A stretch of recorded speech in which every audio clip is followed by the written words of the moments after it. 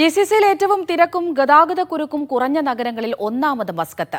നബിയോ website പുറത്തിറക്കിയ ഈ വർഷത്തെ ഗതാഗതക്കുരുക്ക് സൂചികയായ ട്രാഫിക് കൺജഷൻ ഇൻഡെക്സ് ആണ് ഒമാന്റെ തലസ്ഥാനത്തിന് ആദ്യ സ്ഥാനം നൽകിയിരിക്കുന്നത്. 118.7 പോയിന്റ് സ്വന്തമാക്കിയാണ് മസ്കത്ത് ഏറ്റവും കുറഞ്ഞ ഗതാഗതക്കുരുക്കുള്ള നഗരമായി മാറിയത്.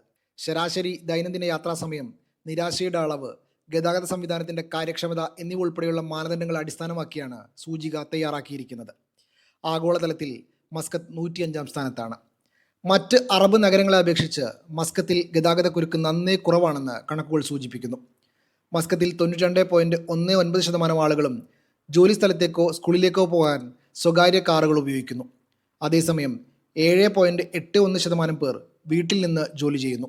ജോലി സ്ഥലത്തേക്കോ സ്കൂളിലേക്കോ യാത്ര ചെയ്യാനെടുക്കുന്ന ശരാശരി ദൂരം 23.39 കിലോമീറ്ററാണ്. ഏകദേശം 22.56 മിനിറ്റിനുള്ളിൽ ഇവിടെ എത്തിച്ചേരാനും കഴിയും. അതേസമയം നൈജീരിയയിലെ ലാഗോസ് ആഗോളതലത്തിൽ ഏറ്റവും തിരക്കേറിയ നഗരമായി റിപ്പോർട്ടിൽ ചൂണ്ടിക്കാണിക്കുന്നു. Media 1, Muscat.